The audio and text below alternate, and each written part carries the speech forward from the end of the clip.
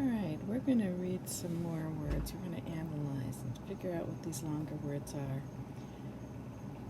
Sometimes you can just see it, but it's better to check to make sure you're correct rather than guess, and then you don't understand what you're reading. Step 1 is to notice prefixes and suffixes.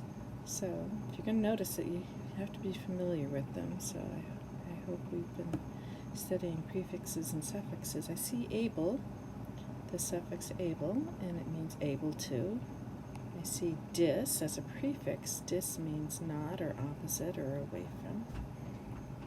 So sometimes if you just notice your prefix and your suffix and then cover them up, you can see what the root word is, or the base word in this case. And you can just figure out what the whole word is and add back your prefix and suffix. Okay, let's say you didn't notice what this word is, and we're going to analyze it. So we've noticed our prefix and suffixes. We're going to now look for any letter teams, any letters that work together to make a sound. And I know that the EE works together to make the E sound.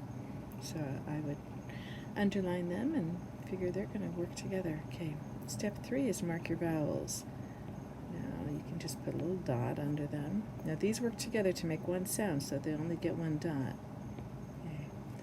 And 99.9% of the time, the E's at the end are silent and don't make a sound.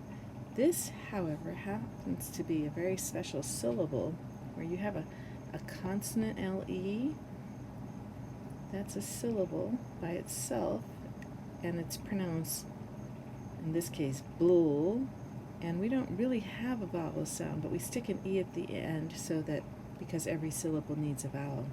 So I always say, if it's a consonant LE, count back 3 and drop your line. Okay. But I have 1, 2, 3, 4, and then this special syllable, 5 vowels and 5 syllables. So I have to split them up. Between this vowel and this vowel, I see one consonant. Generally, if there's one consonant, you split in front of it. But the reason I marked my prefixes, usually prefixes are by themselves. So we're going to split right there. Okay. Between this and this, I see 2 consonants.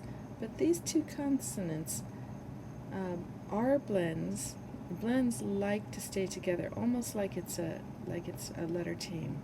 So they like to stay together, and we're going to split it there so that they stay together. Between this vowel and this vowel, there's nothing. I just have to split them up because they each need to be in their own syllable. So let's read this bisyllable. Dis. Now, the dis is a prefix. That meant my base word, the A, was by itself as the first syllable in this base word. And the A, when it's by itself, will use the schwa sound, which is this sound for A. So this is going to say So remember, the sounds of the A are a, When it's by itself at the beginning or end of a word, it often says So dis, Now I have gree because the EE says E. Able, disagreeable. Now you probably saw that one as soon as we separated the prefix and the suffix, but I wanted you to see the steps of splitting this word up. Let's look at another one. Okay, I'm using the same suffix. Now if you just covered that suffix, you might be able to read this word, but let's go through the steps anyway. Do you see any letter teams? I don't. Like the SH or the TH or the EE, letters that work together to make a new sound. Okay. Then step 3 is to mark your vowels. Okay, here we've got a trick. E's at the end are silent. This prefix, this suffix, we notice that the E in front of a suffix, E's in front of a suffix are almost always silent. They were at the end of a word.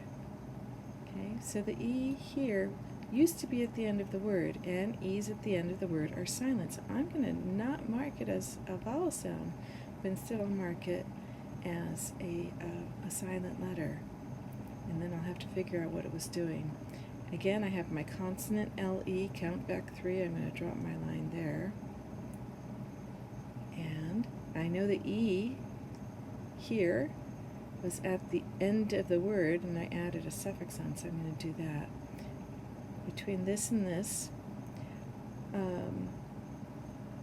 I have one consonant. 2/3 of the time, actually 3/4 of the time, you split in front of it. So let's say I don't know this word. I'm going to go through the steps. I would first try this, and let's see what we have. I would say my first syllable is may, because A says A at the end of a syllable.